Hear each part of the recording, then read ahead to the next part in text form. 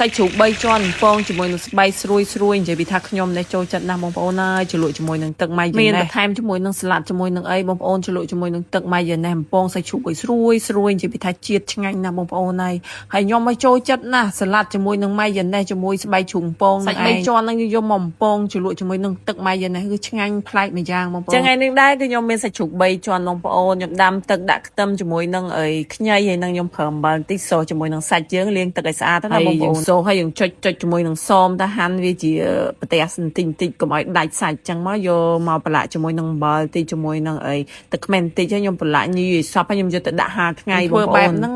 បំពងទៅវាដែរផ្ទុះចឹងណាបងប្អូនសូវផ្ទុះហើយក៏បានស្បែករៀងស្រួយចឹងទៅខ្ញុំហាលថ្ងៃចោលខ្ទង់1ម៉ោង2ម៉ោងអីចឹងទៅមកសពប់ហ្នឹងក៏យកមកបំពងជាមួយនឹងខ្លាញ់ប្រេងឆាយើងហ្នឹងបងប្អូនធ្វើអញ្ចឹងគឺអត់ផ្ទុះមែនសាច់ជ្រូកហ្នឹងគឺអត់ផ្ទុះទេស្បែកជ្រូកក៏ស្រួយឆ្ងាញ់ដែរបងប្អូនស្រង់ឲ្យស្រស់ខ្លាញ់ហើយចាប់ផ្ដើមមកធ្វើជាមួយនឹងទឹកម៉ាយ៉ូណេសបងប្អូនបុកខ្ទឹមជាមួយនឹងម្ទេសសម្រាប់បងប្អូនចូលចិត្តហឹរណាហើយសម្រាប់ម៉ាយ៉ូណេសហ្នឹងគឺខ្ញុំធ្វើខ្លួនឯងទេបងប្អូនខ្ញុំមានទឹកម៉ាយ៉ូណេសអាជីម៉ាយ៉ូនេះយើងដាក់លាយជាមួយនឹងខ្ទឹមជាមួយនឹងម្ទេសបងប្អូនកូរឲ្យសព្វមករសជាតិនិយាយពីថាឆ្ងាញ់ម៉ាយ៉ូណេសអាជីម៉ាយ៉ូហ្នឹងគឺជាផលិតផលរបស់ក្រុមហ៊ុនអាជីណូម៉ូតូបងប្អូននិយាយរួមផ្សំចេញពីពងមាន់ស្រស់ជាមួយនឹងប្រេងបន្លែធម្មជាតិហើយគ្រឿងផ្សំសំខាន់ហើយនិយាយពីរសជាតិគេវិញគឺធ្វើឡើងសមស្របតាមចំណូលចិត្តប្រជាពលរដ្ឋកម្ពុជាយើងតែម្ដងគឺរសជាតិគឺត្រូវជាតិឆ្ងាញ់ហ្មងបងប្អូនយើងមិនចាំបាច់ថែមគ្រឿងអីហើយបើបងប្អូនចេះហឺស្រូបទឹកម៉ាយ៉ូណេសនឹងជាមួយបន្លែក៏ឆ្ងាញ់ដែរនិយាយរួមបាញ់បាក់ធ្វើខ្លួនឯងងំតែញ៉ៃអីច្រើនបងប្អូនទិញតាមម្ដងហើយម៉ាយ៉ូណេសអាជីម៉ាយ៉ូគឺគេមានពីទំហំងាយស្រួលបងប្អូនជ្រើសរើសតាមតម្រូវការមាន